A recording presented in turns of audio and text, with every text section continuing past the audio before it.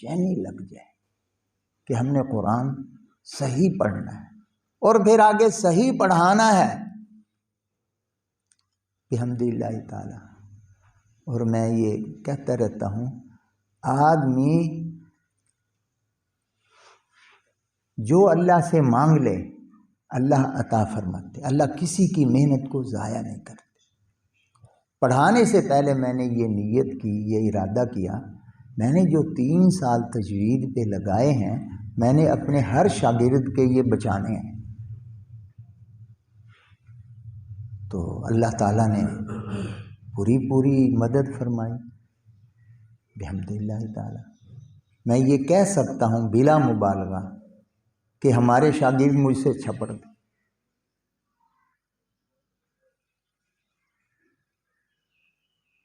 تو اچھا پڑھنا پڑھنے والے کا کمال نہیں ہے، اس کے استاد کا کمال ہے جس نے پڑھایا ہے۔ اور اچھا پڑھانا یہ استاد کا کمال ہے، اس کے شاگرد اچھا پڑھنے والوں۔ یہ قاری محمد علی صاحب جب وہ میرے شاگرد ادھر گئے، انہوں نے سنا، انہوں نے پہلا سوال یہ کیا کہ آپ نے حفظ کس کے پاس کیا؟ اس کو ہم معمولی سمجھتے ہیں، بلکہ بعض ساتھی تو جب دنیا سے تھک ہار جاتے ہیں نا، کوئی کام نہیں کر سکتے، وہ سوچتے ہیں چلو اب ہم حفظ پڑھا لیں، اب ہم قرآن پڑھا لیں۔ قاری شریف صاحب نور اللہ مرقدہ نے اپنی کتاب میں، کسی نے شاید قواعد حجاء القرآن ان کی کتاب ہے، اس میں شاید انہوں نے لکھا ہے کہ جب آدمی 40 سال کا ہو جائے نا یا اس سے اوپر، اس کو حفظ کی کلاس سے ہٹا کر کوئی اور ذمہ داری دے دو، اس لیے کہ اس کے قوا کمزور ہو گئے۔ یہ کام بہت محنت طلب ہے، وہ پوری ذمہ داری شاید نہ نبھا سکے، لیکن ہم نے، وہ ان کا کہنا اپنی جگہ صحیح ہے کہ یہ ایسا کام نہیں ہے کہ ہر کوئی کر لے اور صحیح کر لے، اس پہ تو ہر کام محنت مانگتا ہے۔ دنیا کا کام بھی پسینہ تو مانگتا ہے کہ نہیں؟ یہ زبان پر عام ہے، یہ میرے خون پسینے کی کمائی ہے۔ پسینہ تو گھٹیا سے گھٹیا کام بھی پسینہ مانگتا ہے۔ میں یہ عرض کیا کرتا ہوں، یہ قرآن کی خدمت یہ خون مانگتا ہے۔ آدمی مرنے کے جذبے کے ساتھ قرآن کے ساتھ جڑے، پھر اللہ اس سے کام لیں گے کہ میں نے اپنی جان قرآن ہی کو پڑھاتے ہوئے دینی۔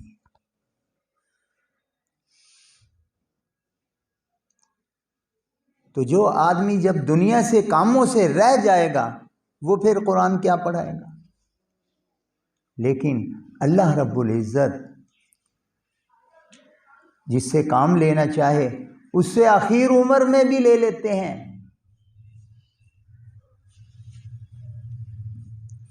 اور مثالیں بڑی بڑی موجود ہیں، 60 سال ہو گئے، 70 سال ہو گئے، 75 سال ہو گئے، 80 سال ہو گئے، قرآن پڑھا رہے ہیں اور اللہ ان سے کام لے رہے ہیں۔ جیسے میں نے پہلے عرض کیا، یہ قبول کروانے کی بات ہے، اللہ کے یہاں زور نہیں چلتا، زاری نہیں چلتی، زر نہیں چلتا، زاری چلتی ہے، زور زر نہیں چلتا۔ اللہ سے جو چاہیں آدمی منوا لے، قبول کرا لے۔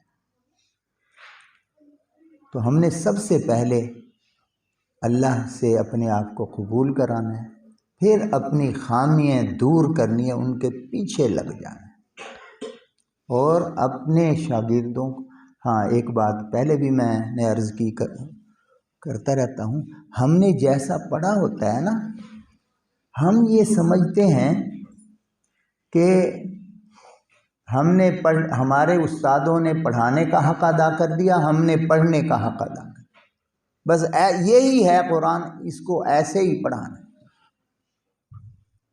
جیسے میں نے پہلے عرض کی، قرآن کا حق کوئی نہیں ادا کر سکتا، حق ادا کرنے والے چلے گئے۔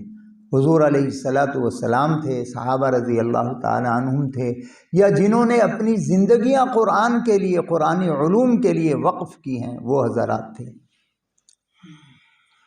ہم تو نہ 3 میں نہ 13 میں، بس یہی ہمارے لیے باعث سعادت ہے کہ ہم کو اللہ نے قرآن سے جوڑ دیا۔ اب ہم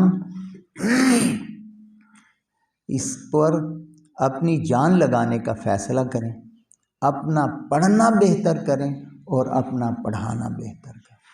اور جو شخص قرآن کریم کو اللہ کا کلام سمجھ کر زندگی کا مقصد بنا کر اس میں لگے گا، قرآن میں، اللہ اس کو آخرت کا تو تصور بھی نہیں ہو سکتا کہ اللہ کیا دیں گے، کیا نوازیں گے۔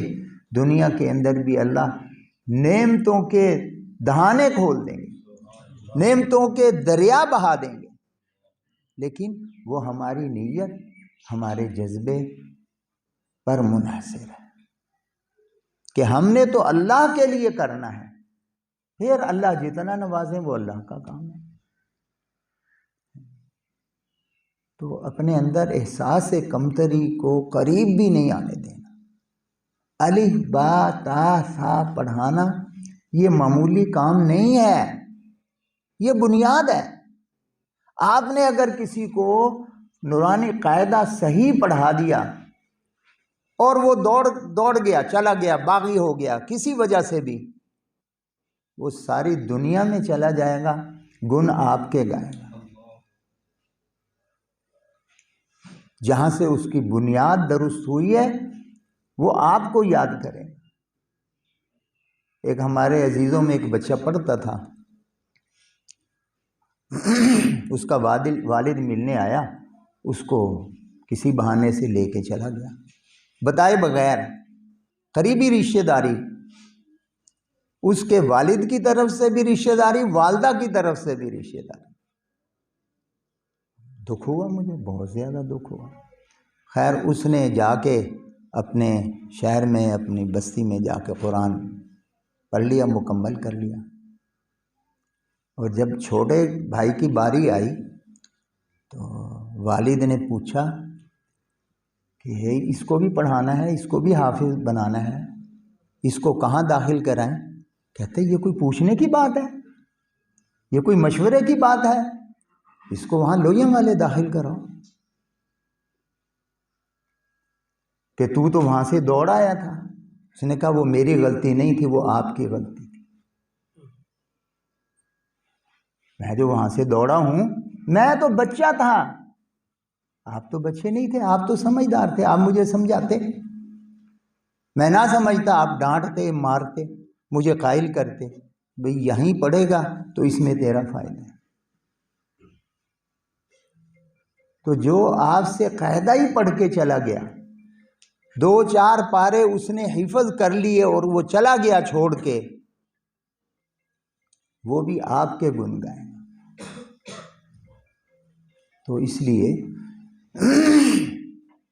آپ جو کام کر رہے ہیں یہ اس سے اونچا کوئی کام نہیں، اس کی آپ خدا را قدر کریں۔